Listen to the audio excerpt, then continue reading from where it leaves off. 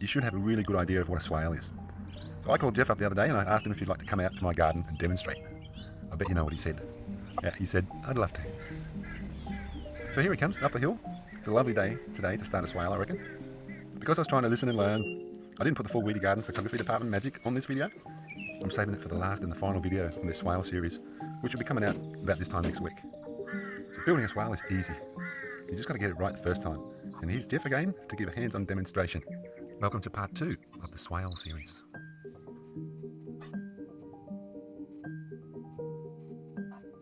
So I need a hammer and a mattock. I can use a backman axe. Yeah, we'll have to use the backman axe, that's all we got. I know which side's the right one there. Yeah. Because your best footpath here is kind of like there, right down the middle of the ridge, going to that big post. Because then the water goes off evenly from the footpath. It's, ridgeline tracks are the next most stable to contour tracks. So for you to get over the swale or get past the end of it, you either overflow here, or you put a pipe cross in and continue to swale around to where it finishes, and this is a little pipe crossing footpath, so you're coming over here with your wheelbarrow, and then you're coming down to your next one. There's another way we could do this, and that's start from the extremity of the ridge. Yeah. Because that's the longest swale on this patch, is that ridge line. Now you're walking straight down. Any overflow is going to get caught by these swales and spread and soaked into fruit trees. It's all going to get to the creek in the end, but on the way it's going to grow our food. Yeah. I'm just going to get the A-frame and see where I go from here. Just seeing whether we missed that mango. If we missed that mango, we're right. Yeah. Yeah. Yeah. We want it just to be nicely balanced. Like it's like a wobble back and forwards, but that'll do. I'm just doing rough. Well, water will level it later.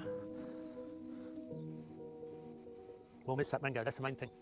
We will miss that mango. Is that good or bad? It won't really matter to the mango. It's a big tree. Well, it is going to benefit from the swale water, but generally the water's going to soak all around here. And I'm surveying here with this A-frame where I'm going to dig back into the hill. So it's just going to be sitting on the back of the swale, and there'll be a whole load of fruit trees on this side. Mango's like a dry period, and we're in a very humid landscape. So it doesn't matter that it's just on the top side. There'll be stuff underneath the mango. You'll probably have coffee and five corner fruit, carambola, Brazil cherry. Other things will grow under this giant mango over time.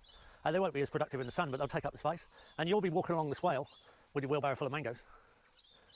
All the way around on a nice level. So it needs to be level because it'd be such a big mango, wheelbarrow full of mangoes. I wouldn't want you going up downhill.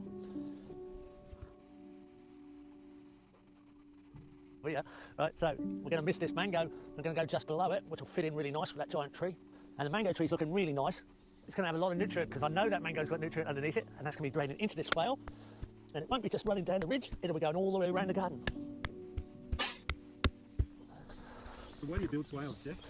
Well, we build swales to interrupt the water flow that's running off the property, to spread it and soak it and share the nutrient through the system. And we can place our nutrient above the swale, and any water flow that starts to run on the landscape, we know it's running at right angle to contour.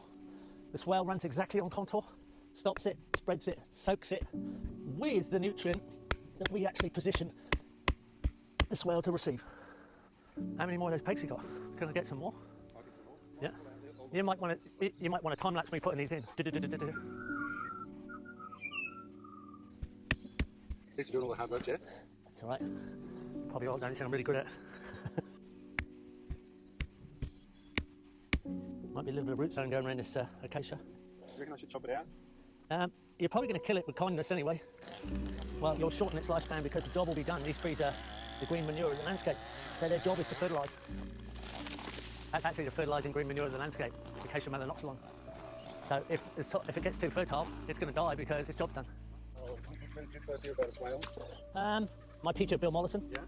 And I didn't really pick it up as clearly as I should on my permaculture design course, but when I went to visit his property, he's putting swales all over the place. And then I got to realise how important they were. You can use swale type design in gardens as garden footpaths and moisture retention, but the definitive swale is a tree growing system. You can have vegetables in there for a little while there's enough sun. Yeah, when I've drawn a line, I'm literally drawing on the landscape here. So when I've pegged like this, I don't just jump in, I just walk it. I walk along it, see what it feels like, see what it looks like. Yeah, it feels kind of nice. You could put 3, but it's getting to be a bit crammed. You definitely couldn't put 4. It's starting to look like terraces, and that's not the idea. I think 2 more would be nice. You're looking at something that's going to be permanent, so you want to get it right. I like this one, definitely need this one. Ridgeline position, lowest point on the ridgeline, defines that line, and picks up all the nutrient of the garden, just about all the nutrient. Right on the middle of the ridge, because that spreads the water away from the overflow point, dissipating the energy. Now the idea is it's got to be picked up on this swale we're about to put in, So we don't let the water go, all the nutrient, we use it again, we spread it and soak it.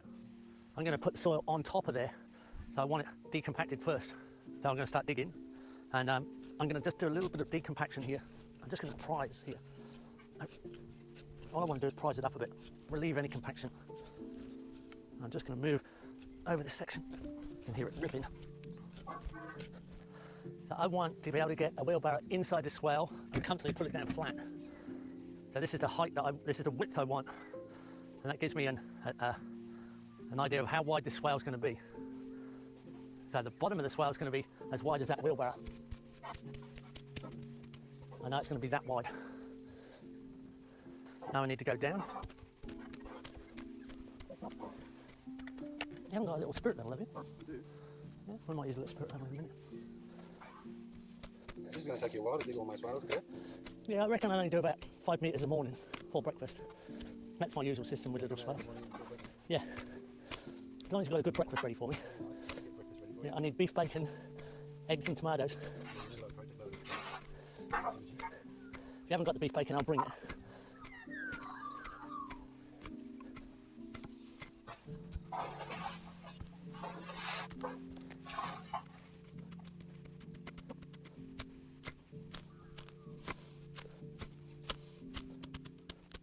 Good way to keep fit, isn't it? Yeah.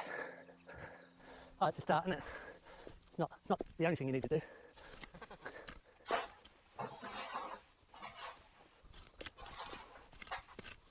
So let's just size this up.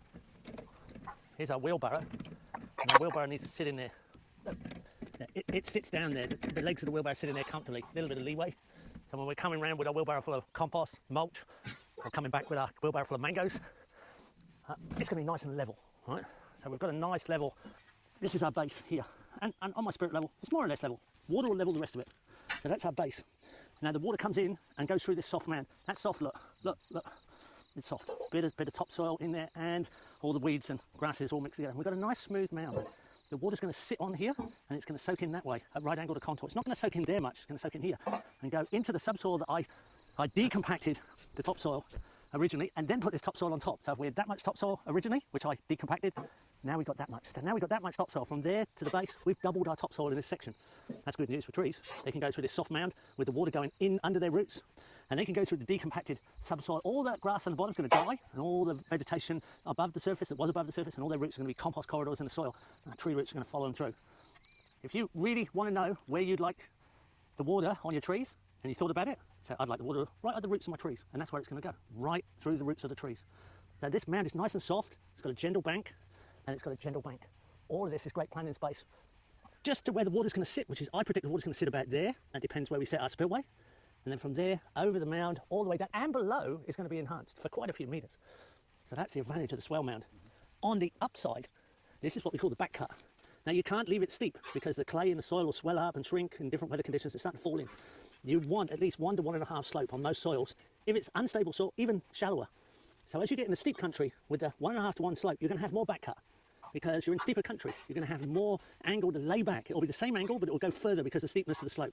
So as we go round in this swale, the other end, down there, is steeper. This is the security back cut. You don't want this being a mess. You don't want this falling apart. You want this stable. Back cut, base, mound.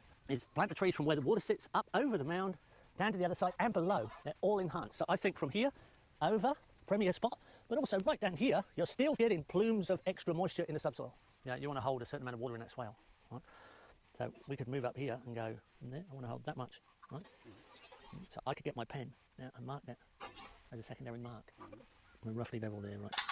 So we're going to go up about so high, right? So what we'd do is we'd mark it like that with a bit of mud. Yep. Can we see that mud? Yep. Yeah. So we want to come that high. That's the water we're going to have in our swale. Yeah. We want this water to overflow and pick up our next swale. We don't want to go too far along there because it gets steeper. So we're going to go along here, and we're going to go uphill to the mud line, right? And we're going to put another peg in here. This is going to be great when you see this happen, when you put the water on. Yeah. And then we're going to do that again on this one. Yep. Okay. Now we know, right? That is about that much higher than the bottom. Right, we know it's, we're going to sit that much water in the swale. So we bring our swale up like this, up like this, up like this. So So we've got a straight edge along here. We'll come up like that. And our swale trench is going to go uphill and go out here and go back down again. And we're going to leave the mound off here. And that will set the height of the water in the swale. This is called a level sill. Now here, I don't want you to disturb this ground. I want you to keep that, that's an excuse for a little bit of lawn. Yeah. So that you want a really accurate cut there, a really accurate cut, sharp edge, and leave this grass and keep mowing this like a lawn. And when the water gets up to that height that we just measured, it'll come over here and it's even thin. No erosion, never. None, never gonna happen, ever, never, none. Whatsoever. So this will be an overflow point and that water will go down there and it'll hit that swell, which will block it from going off, and we're going to do it again so it hits that last swell. And this one up here is going to come round from the weedy garden on that side and have a little level sill on this end, right near the middle of the ridge, and that's going to level sill over there. And one day you're going to do a movie and you're going to take a little rubber duck boat or a little plastic duck and you're going to take it down here over the level sill, down here, down that one, take them on the journey down there, and count all the mangoes on the way. 4-hour video by itself, freestanding. No, I'll be just feed it up with the sound effect. And another one you come out here and go, listen to the swales at night, all the different frogs. It's surprising how many there'll be. They love shallow swales. It's an orgy. Because that's why they really can breed. Shallow is what you want for a frog. It's a disco, man. And if you come out at 1 o'clock, 2 o'clock in the morning, there's one last frog, like the one drunk on the dance floor who can't get the girl. And there's just one left out there going, wah, wah. Like, once they get a root, they finish, they stop. They gradually go off as the night goes on. You know? They're rooted. They've done it all. Job done. See the little symbol down there, it says skip ad? It doesn't work. This one is my ad for the Weedy Garden. There's this thing called Patreon out there, and you guys know what it is. I'm on Patreon, you beauty. And if you don't know what at any given moment is, you'll find out on Patreon. Because that's what it is. It's on Patreon. What it is, check this out. It's sort of my life's work, really, and it's a story about my search for the source of my creativity. It took me 42 years to find out where it was. And you know what? It's the same place for everybody. And I want to share it with everybody that goes and supports me on Patreon. Hope you enjoyed the video. Remember to go and check out my Patreon page. Got a lot of behind the scene videos and a bunch of other videos that I don't put on YouTube from the garden.